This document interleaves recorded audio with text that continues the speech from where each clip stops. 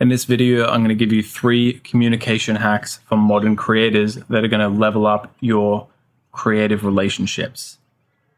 Ironically, that intro just took me like 8 times, and I'm doing a video on communication.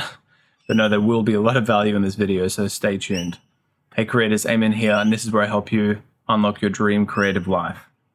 So these 3 hacks have honestly changed my creative career, both business-wise and just all of my relationships, creatively and non-creatively. And I've learned them along my journey. And let's just get straight into it. The first one is pre-framing. So what I'm about to tell you is going to change your life. So that is a pre-frame, right? Now, that is going to get somebody to actually listen to what you're about to say. And it's really valuable in every situation ever. Whether you're telling a story in a social group, whether you're talking to a client, whether you're collaborating with another artist, any kind of communication, this is extremely important because you can pre-frame what you're about to say. You're packaging the information you're about to deliver and managing their expectations for what the information is going to be and how important it will be to them. So it's just absolutely critical and extremely effective because, it literally works wonders when you can just say something like that, like, oh my God, what I'm about to tell you is so important. Please listen to this. Someone is going to just give you their full attention immediately, right? And there's just so many instances where you can use this, in a creative project or in a business example. Like, let me see if I can think of one on the spot. Just like the next piece of information is going to change what I'm about to deliver to you. Just literally anything, right? That wasn't the best example, but pre-framing things is so important. And when you have that top of mind, when you're in any situation, you can just pre-frame to ensure somebody is actually listening to you. And what you're doing is also you're setting them up to shape their perception of the information you're about to deliver, right?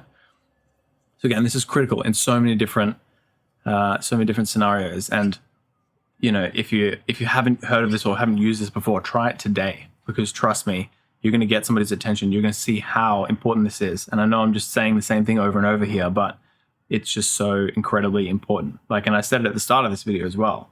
I'm about to give you this information, which is going to level up your creative relationships, right? That's pre-framing.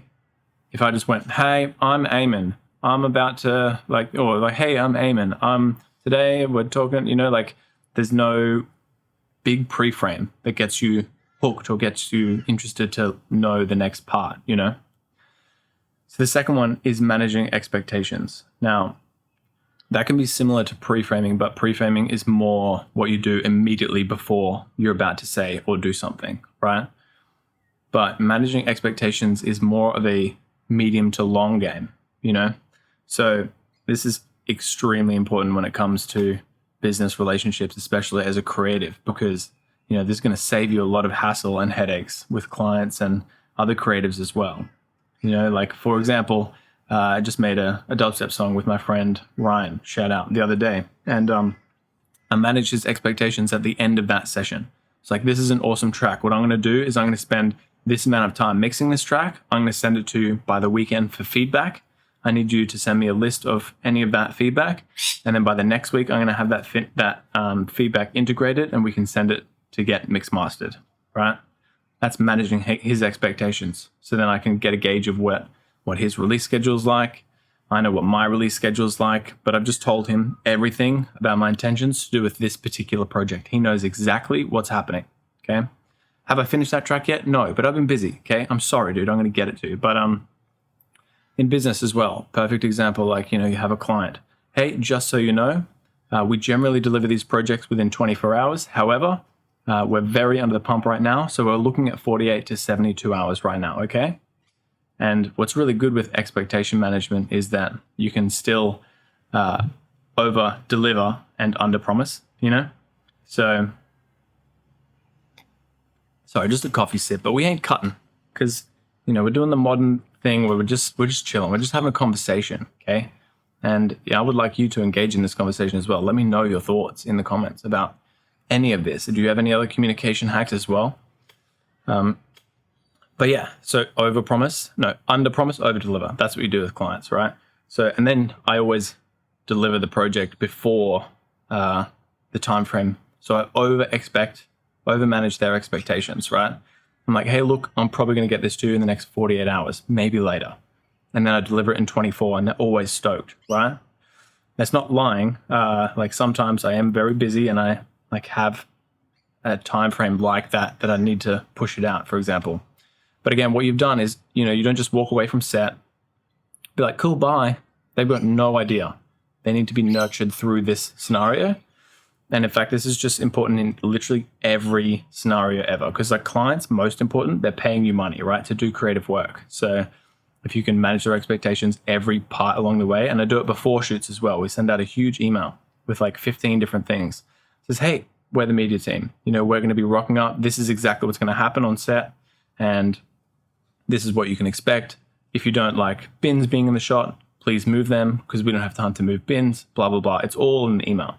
So if later on, for example, they're like, why are the bins in the shot? Well, it's like, well, we sent you this email and you received it. We know you received it because we wouldn't have rocked up to the shoot if you didn't click yes on that email. So it's really good for just covering yourself as well. You're managing their expectations and it's helping cover you as well, which is just amazing because the more you make a mistake, the more you realize that you could have just fixed that mistake at the start by managing somebody's expectations, right?